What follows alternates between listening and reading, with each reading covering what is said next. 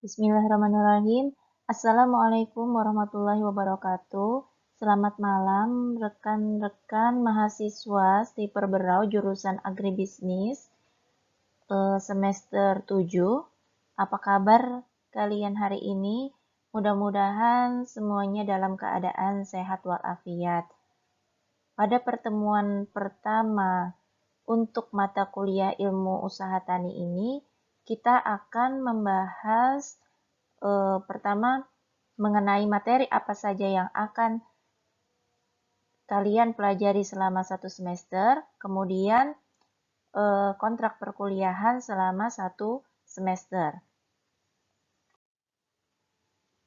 Materi yang akan kalian dapatkan atau pelajari selama 1 semester, antara lain yang pertama nanti pendahuluan. Pendahuluan ini berisi tentang pengertian dari ilmu usaha tani, apa itu petani, kemudian ruang lingkup pertanian itu apa saja, kemudian ciri-ciri pertanian itu apa saja, dan lain-lain. Kemudian di pertemuan selanjutnya ada sejarah usaha tani, faktor produksi dalam usaha tani, prinsip ekonomi dalam usaha tani, kemudian biaya dan pendapatan dalam usaha tani, perencanaan dan evaluasi kelayakan usaha tani. Kemudian sebelum kita memasuki materi, Ibu akan bertanya, atau mungkin kita melakukan tes pendahuluan dulu. Jadi yang pertama, apakah kalian masih ingat apa itu perbedaan intensifikasi pertanian, apa itu ekstensifikasi pertanian, dan kebetulan kalian ini adalah jurusan agribisnis. Jadi ruang lingkup agribisnis itu bagaimana, apa? Kemudian yang ketiga adalah faktor-faktor produksi dalam usaha tani itu ada berapa? Sebutkan. Siapa yang masih ingat? Setelah kalian menjawab 3 soal sebelumnya, selanjutnya kita akan memasuki materi mengenai pendahuluan. Jadi, apa itu petani? Ada yang masih ingat? Petani adalah orang yang melakukan kegiatan bercocok tanam, memelihara ternak atau ikan, dengan tujuan untuk memperoleh kehidupan dari kegiatan tersebut. Jadi, kategorinya ada untuk tanaman, kemudian ada hewan. Jadi, dengan adanya kegiatan tersebut, petani tersebut dapat hidup dengan lebih baik. Kemudian, pernah dengar apa itu petani kecil? Ya, petani kecil pernah diungkapkan oleh Sukartawi pada seminarnya di Jakarta pada tahun 1979, menyatakan bahwa petani kecil adalah petani yang pendapatannya rendah, yaitu kurang dari 240 kg beras per kapita per tahun. Kemudian yang kedua, petani yang memiliki lahan yang sempit, yaitu lebih kecil dari 0,25 hektar atau kurang dari 1/4 hektar. Ini khusus untuk di Jawa. Kemudian kalau untuk kategori di luar Jawa itu kurang dari 1/2 hektar. Kemudian bila petani tersebut memiliki lahan tegal, maka luasnya itu 1/2 hektar di Jawa dan untuk 1 hektar di luar Jawa, itu kategorinya. Kemudian yang ketiga, petani yang kekurangan modal dan memiliki tabungan yang terbatas. Kemudian yang keempat adalah petani yang memiliki pengetahuan terbatas dan kurang dinamis. Jadi, kira-kira menurut kalian bagaimana dengan kondisi petani kita khususnya di Kabupaten Berau? Apakah mereka tergolong petani kecil? Nah, nanti kalian bisa lihat kategorinya seperti apa. Kemudian kita masuk ke pengertian dari pertanian. Jadi pertanian itu apa? Adalah kegiatan manusia dalam membuka lahan. Kemudian dilanjutkan dengan penanaman. Baik itu tanaman yang semusim maupun tanaman tahunan. Dan ada juga kategorinya tanaman pangan atau tanaman non pangan. Selain itu, selain tanaman, petani juga melakukan kegiatan untuk memelihara ternak ataupun ikan. Jadi, pertanian di sini lingkupnya tanaman dan hewan. Selanjutnya adalah pengertian ilmu usaha tani. Jadi beberapa pakar, ada Daniel, Everson, Fink, Prawiro Kusumo, Sukartawi, Adiwilaga, Moser, ataupun Kadarsan pernah mengungkapkan definisi dari ilmu usaha tani. Kalian bisa baca sendiri. Rata-rata mereka mengungkapkan bahwa ilmu usaha tani adalah ilmu yang mempelajari suatu cara. Jadi di sini adalah cara petani untuk mengelola usaha taninya, cuman dengan bahasa yang berbeda. Jadi dapat kita simpulkan bahwa ilmu usaha tani adalah ilmu yang mempelajari cara petani untuk menentukan, mengorganisasikan, dan mengkoordinasikan penggunaan faktor-faktor produksi seefektif dan seefisien mungkin sehingga usaha tersebut memberikan pendapatan yang maksimal. Jadi, mulai dari penetapan atau penentuan lahan, kemudian penentuan jenis, komoditas tanaman yang akan ditanam, kemudian bagaimana mereka menentukan penggunaan input, bagaimana mereka mengatur bagaimana penggunaan input ini agar mendapatkan hasil yang maksimal. Inti akhirnya adalah bagaimana mereka menggunakan faktor-faktor produksi yang ada untuk mendapatkan produksi yang lebih baik. Sehingga nantinya tentunya ketika produksi itu meningkat, maka pendapatan petani juga akan meningkat. Nah, disinilah perlu adanya peran dari pasca usaha tani, kemudian peran dari pemasaran atau informasi pemasaran. Selanjutnya, kaitan usaha tani dengan agribisnis. Apa itu kaitannya? Jadi, agribisnis merupakan suatu kesatuan kegiatan usaha yang meliputi salah satu atau keseluruhan dari mata rantai, baik itu dari pengadaan saprodi, produksi, pengolahan hasil, dan pemasaran untuk digunakan dalam suatu usaha tani. Saprodi di sini adalah sarana produksi pertanian. Jadi, keseluruhan mata rantai ini saling bersinergi untuk menghasilkan usaha tani yang lebih baik.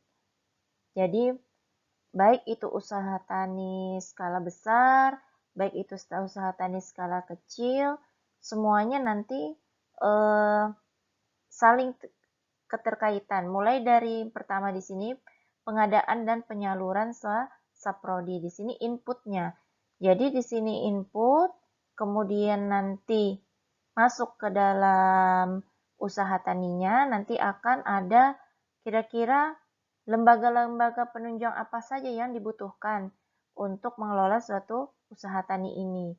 Kemudian nanti setelah panen, bagaimana mereka mengolah pasca panennya, kemudian penyimpanan seperti apa yang baik, sampai pada distribusi dan tata niaganya. Jadi ada alur dari ini biasa kita kenal dengan istilah hulu sampai ke hilir.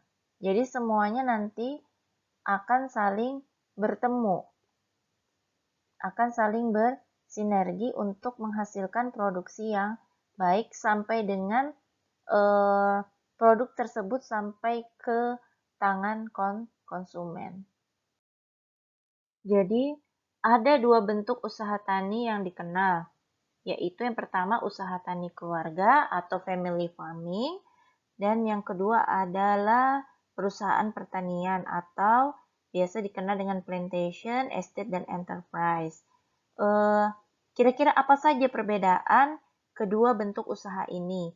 Jadi bisa kita lihat dalam 8 macam hal. Yang pertama adalah tujuan akhirnya. Jadi biasanya kalau di usaha tani keluarga, tujuan akhirnya itu adalah pendapatan dari keluarga si petani. Kemudian pada perusahaan pertanian, tujuan akhirnya adalah keuntungan atau laba antara nilai hasil produksi dikurangi dengan biayanya. Jadi kemudian yang kedua adalah bentuk hukum. Kalau usaha tani keluarga itu tidak atau belum berbadan hukum, kemudian kalau perusahaan pertanian itu biasanya sudah berbadan hukum. Bagaimana dengan luas usaha? Luas usaha ini biasanya usaha tani keluarga umumnya lahannya itu otomatis lebih kecil dibandingkan dengan perusahaan pertanian. Dari segi modal pun demikian, bahwa modal dari suatu usaha tani keluarga ini pun lebih kecil dibandingkan perusahaan pertanian. Kemudian jumlah tenaga yang dicurahkan. Ini jumlah tenaga yang dicurahkan per satuan luas usaha tani keluarga itu biasanya lebih besar. Mengapa demikian? Karena perusahaan pertanian biasanya telah menggunakan mekanisasi pertanian sehingga terjadi jumlah tenaga kerja yang lebih sedikit dibandingkan dengan penggunaan di usaha tani ke keluarga. Kemudian unsur usaha tani. Usaha tani keluarga ini biasanya hanya melibatkan petani dan keluarga serta tenaga luar di sekitarnya. Sedangkan perusahaan pertanian itu biasanya melibatkan tenaga-tenaga luar yang nantinya akan dibayar. Kemudian sifat usaha. Kalau usaha tani keluarga itu biasanya masih bersifat subsisten, komersial maupun semi komersial. Sedangkan untuk perusahaan pertanian itu biasanya sudah bersifat komersial. Kemudian dari pemanfaatan terhadap hasil-hasil pertanian. Jadi di sini perusahaan pertanian itu biasanya sudah memiliki badan penelitian dan pengembangan. Jadi di sini fungsinya untuk melakukan terobosan-terobosan baru terhadap hasil-hasil pertanian sehingga nantinya bermanfaat atau digunakan oleh perusahaan pertanian. Dan ini biasanya untuk menghemat, tujuannya macam-macam. Mau untuk menghemat, kemudian menghemat mungkin penggunaan sarana produksi sehingga hasil produksinya tinggi, atau mungkin bagaimana caranya melakukan proses produksi itu dengan seefisien dan seefektif mungkin agar hasilnya juga lebih baik.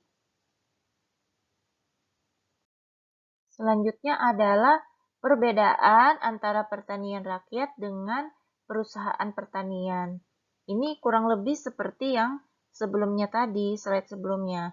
Jadi, bisa kalian baca sendiri.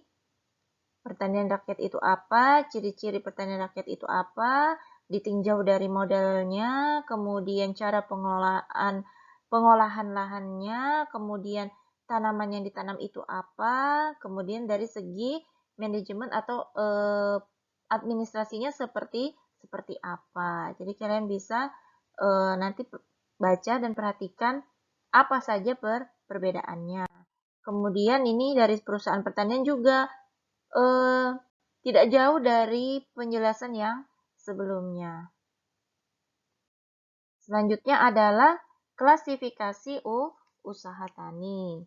Jadi klasifikasi usaha tani ini kita bagi menjadi beberapa poin. Yang pertama kita lihat dari corak dan sifat dari usaha tani itu. Jadi corak dan sifat usaha tani itu terbagi menjadi self-sufficient farm. Jadi di sini petani yang kegiatannya bertujuan untuk memenuhi kebutuhan keluarganya saja. Jadi hasil produksi nantinya yang mereka hasilkan itu cukup untuk memenuhi kebutuhan keluarga. Kemudian dari komersial di sini maknanya apa? Komersial adalah di kegiatan atau tujuan akhir dari usaha taninya itu adalah untuk mendapatkan keuntungan. Kemudian yang kedua adalah berdasarkan organisasi usaha tani. Organisasi usaha tani ada berapa? Ada 3. Yang pertama, berdasarkan usaha individual atau usaha tani perseorangan. Yang kedua adalah usaha kolektif. Dan yang ketiga adalah usaha kooperatif. Jadi pada usaha tani individual ini, seluruh prosesnya itu nanti dikerjakan oleh si petani sendiri beserta dengan keluarganya, mulai dari perencanaannya, kemudian pengolahan lahan, sampai pada pemasaran itu masih dilakukan oleh petani sendiri. Kemudian yang kedua adalah usaha kolektif. Bagaimana dengan usaha kolektif ini? Seluruh proses produksinya dikerjakan bersama oleh suatu kelompok, kemudian hasilnya dibagi dalam bentuk natura ataupun keuntungan. Kemudian usaha kooperatif. Usaha kooperatif ini bagaimana? Usaha tani yang setiap prosesnya itu dikerjakan secara individual.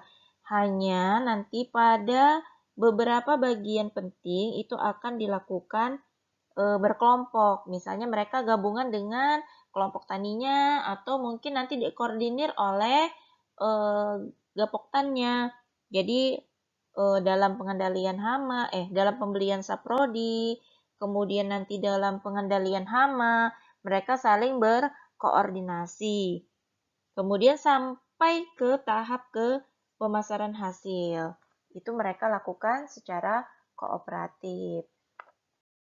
Selanjutnya yang ketiga. Yang ketiga adalah pola usaha tani. Jadi pola usaha tani ini terbagi menjadi 2, yaitu usaha tani lahan sawah, kemudian ada usaha tani lahan kering. Usaha tani lahan sawah itu nanti berkaitan dengan lahan-lahan sawah. Ada beberapa sawah itu dibagi berdasarkan kategorinya berdasarkan saluran irigasinya. Misalnya sawah dengan pengairan teknis. Kemudian ada sawah dengan pengairan setengah teknis. Kemudian ada sawah dengan pengairan sederhana. Kemudian ada sawah dengan pengairan tada hujan. Kemudian ada sawah pasang surut. Kalau sawah dengan pengairan teknis, itu biasanya dia diukur dengan 3 saluran. Ada saluran primer, ada saluran sekunder, dan ada saluran tersier. Bagaimana dengan pengairan setengah teknis? Kalau pengairan setengah teknis, diukur hanya sebagian saja salurannya. Ada yang pada saluran primernya saja atau pada saluran sekundernya. Bagaimana dengan sawah dengan pengairan yang sederhana? Itu biasanya baik itu saluran primer, sekunder maupun tersiernya itu belum permanen. Kemudian ada yang keempat adalah sawah tada hujan. Tada hujan ini apa? Mereka hanya mengandalkan dari hujan pengairannya karena di sekitarnya atau di persawahan tersebut tidak ada saluran irigasinya. Kemudian untuk pasang surut ini biasanya mereka memanfaatkan aliran sungai di sekitar sawah. Jadi nanti baik itu komoditas, kemudian cara bercocok tanamnya, ataupun pengaturan cara bercocok tanam itu berkaitan dengan cara pemupukan, pengolahan lahan, penanaman, pembibitan itu nanti menyesuaikan dengan kondisi pasang surutnya air sungai. Jadi tidak mungkin misalnya mereka melakukan pemupukan ketika sedang pasang air. Jadi tidak mungkin. Jadi nanti tinggal ketika air pasang biasanya nanti mereka di saluran-saluran irigasinya tersebut akan dikontrol kapan waktunya akan menyimpan air, kapan akan membuang, atau kapan akan menutup air atau membuka. Jadi ada pintu-pintu air biasanya kalau di sawah yang sudah mulai bagus dengan pengairan pasang surut itu biasanya sudah dibangunkan pintu-pintu air. Kemudian kalau lahan kering itu bisa berupa kebun, rumah, lahan perkebunan, ini yang kategori industri bisa juga, kemudian padang rumput. Selanjutnya adalah tipe usaha tani. Macam dan tipe usaha tani ini dikategorikan berdasarkan misalnya ada tanaman padi, ada tanaman palawija, ada usaha ternak, baik itu ternak ayam, kambing, sapi. Dan yang kedua adalah cara penyusunan tanaman yang diusahakan. Baik itu terbagi menjadi 3, yaitu usaha tani monokultur, usaha tani tumpang sari, dan usaha tani bergilir atau tumpang gilir. Semua ini bisa kita lihat perbedaannya. Jadi kalau usaha tani monokultur itu adalah usaha tani yang hanya mengusahakan satu jenis tanaman dalam satu lahan. Kemudian kalau untuk usaha tani tumpang sari itu penanaman campuran. Bisa 2 atau lebih jenis tanaman dalam suatu luasan lahan.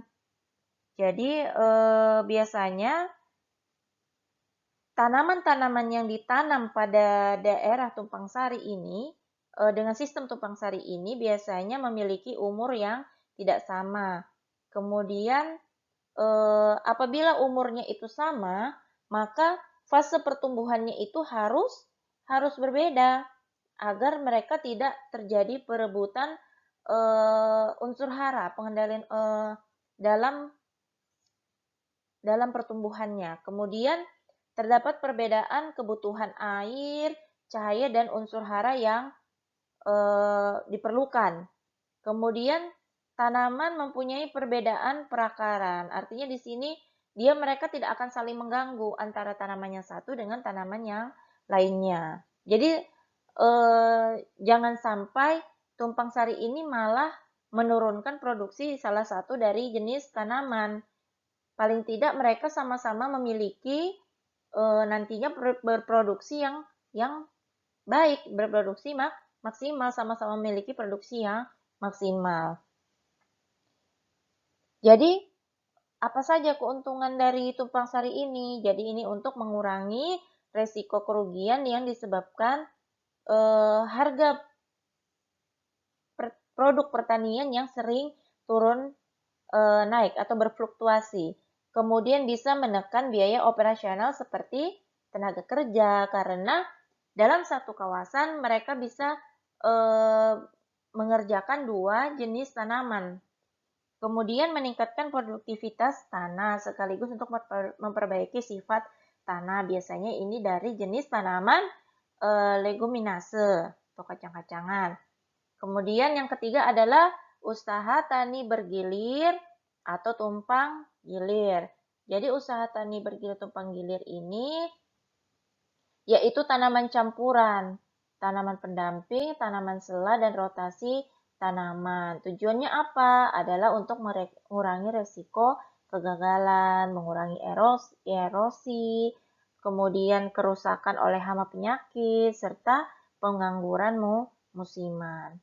Kemudian yang terakhir adalah struktur usaha tani. Jadi struktur usaha tani ini nanti akan menunjukkan bagaimana suatu komoditi diusahakan. Kalau khusus itu hanya mengusahakan satu cabang usaha tani saja. Misalnya peternakan, perikanan, atau tanaman pangan. Kemudian kalau khusus di sini itu Tidak khusus ini mengusahakan beberapa cabang usaha secara bersama-sama, tetapi dengan syaratnya artinya ada batasan yang tegas. Kemudian yang terakhir adalah struktur usaha tani campuran. Campuran di sini seperti apa? Usaha taninya itu diusahakan bercampur, misalnya tanaman dengan tanaman, atau tanaman dengan ternak, atau tanaman dengan ikan. Jadi, terjadi percampuran. Jadi, demikian tadi materi pertemuan pertama dari ilmu usaha tani. Kurang lebihnya kami mohon maaf. Bagi rekan-rekan mahasiswa yang memiliki pertanyaan, bisa langsung di grup mata kuliah. Sekian saya akhiri. Assalamualaikum warahmatullahi wabarakatuh. Selamat malam.